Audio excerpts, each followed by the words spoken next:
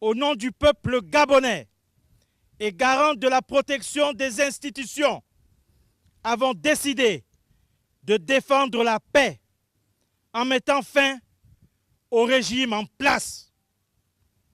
À cet effet, les élections générales du 26 août 2023 ainsi que les résultats tronqués sont annulés. Les frontières sont fermées jusqu'à nouvel ordre. Toutes les institutions de la République sont dissoutes. Le Gabon marque aujourd'hui le premier anniversaire du coup d'État qui a renversé l'ancien régime des Bongo et changé le cours de l'histoire politique du pays.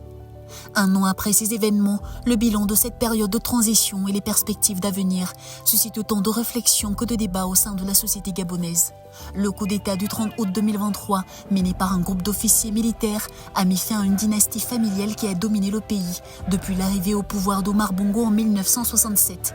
Justifié par les auteurs comme une réponse aux allégations de fraude électorale et de mauvaise gouvernance, ce renversement a été accueilli par des réactions mitigées, à la fois de soulagement et d'incertitude parmi la population gabonaise. Depuis lors, le Gabon est dirigé par un gouvernement de transition chargé de restaurer la stabilité et de préparer le pays à un retour de régime démocratique. Des réformes ont été annoncées visant à rétablir l'état de droit, à lutter contre la corruption et à promouvoir la transparence dans la gestion des affaires publiques. Parmi les actions notables, on compte l'organisation d'un dialogue national inclusif qui a permis d'engager différentes factions politiques et sociales dans des discussions sur l'avenir du pays. Au cours de l'année écoulée, plusieurs avancées ont été réalisées. Le gouvernement de transition a entrepris des réformes économiques pour relancer la croissance, améliorer l'accès aux services publics et renforcer les infrastructures. Sur le plan social, des efforts ont été faits pour rétablir la confiance entre le gouvernement et la population, notamment par des initiatives visant à renforcer les institutions et à encourager la participation citoyenne. Cependant, des défis persistent. L'instabilité politique, des tensions sociales et la méfiance envers les institutions restent élevées.